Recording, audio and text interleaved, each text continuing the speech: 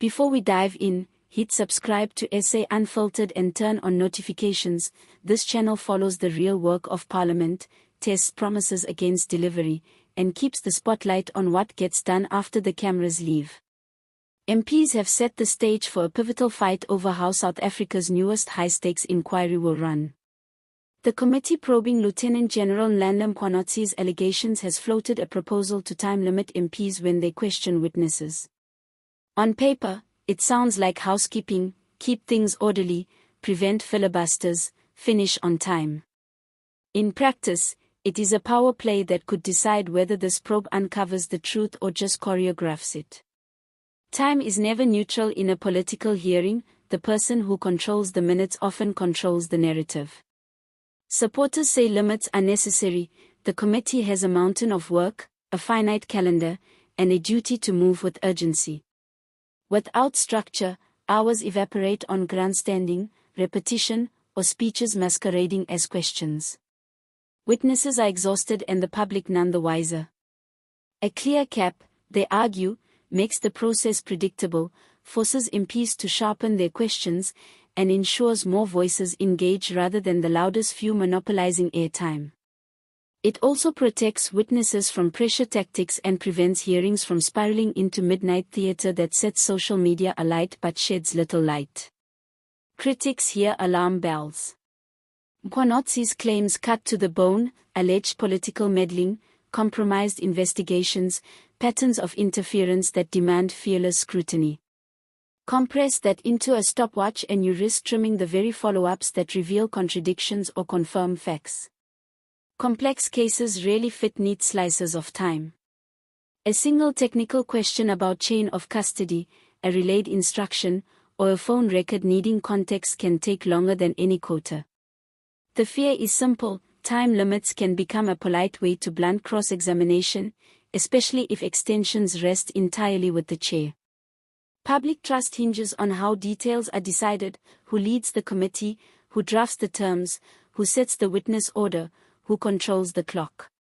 If the rules look tilted, if opposition MPs feel muzzled, or if friendly witnesses get softer schedules, the report will be dead on arrival outside the committee room. There is a path that balances speed with substance. Treat time as a tool for truth, not a weapon. First, equal baseline allocations for all parties, with guaranteed minimums for minority voices. Limits must not mean majority parties enjoy endless discretionary extensions while smaller parties queue for leftovers.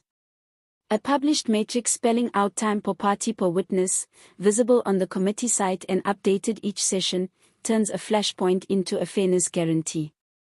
Second, a structured extension rule anchored to complexity, not politics. Build automatic extensions when certain triggers are met: a new document that requires verification, a previously undisclosed communication, or a conflict between sworn statements that must be reconciled. Tie extensions to objective criteria and keep them visible on screen during the broadcast. When the public can see why time is extended, suspicion fades. Third, empower the committee's legal and research teams to pre-clear and summarize document bundles for all MPs 48 hours before a witness appears. That single change saves precious minutes and lets members use limited time on substance rather than hunting for page numbers. It also levels the field between veterans and newer MPs who may lack staff capacity. Fourth, include a right of reply slot for witnesses. When MPs use minutes to make assertions the witness cannot address in real time, confusion lingers. A short, non-negotiable reply window at the end of each round gives a final, focused opportunity to clear up misunderstandings. That reply time should be separate from the MP's pool so witnesses are not punished for the committee's time management. Fifth, protect witness safety and integrity as aggressively as you protect the schedule. Allegations of interference and underworld links raise obvious risks. Independent watermark transcripts, secure evidence lockers for exhibits, and live counsel on both sides reduce the chance of tampering or intimidation.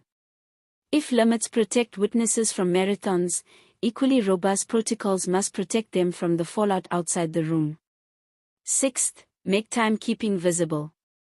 An on-screen clock and an audible chime at 60 seconds before cut-off keep members honest. It is far easier for the chair to enforce rules when the public can see equal enforcement.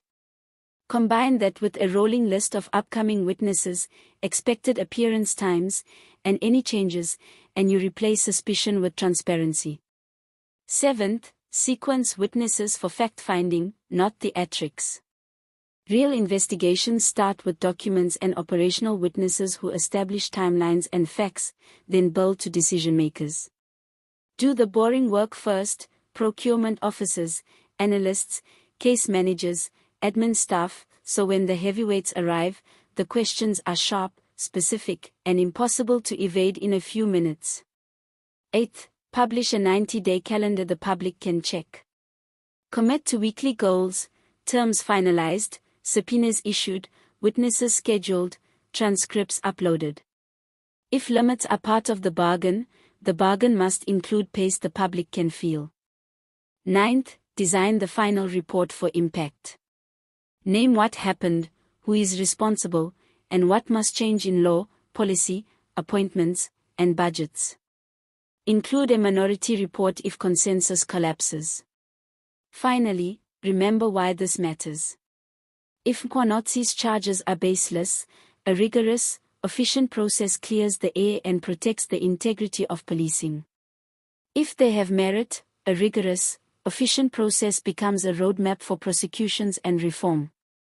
In both scenarios, the loser is a process designed to save face rather than find facts. Here is what to watch as hearings begin: clear public rules on limits and extensions, equal application regardless of witness, free flow of documents, more questions than speeches, fact-building witness order, transcripts within 48 hours, independent subpoenas, weekly progress reports.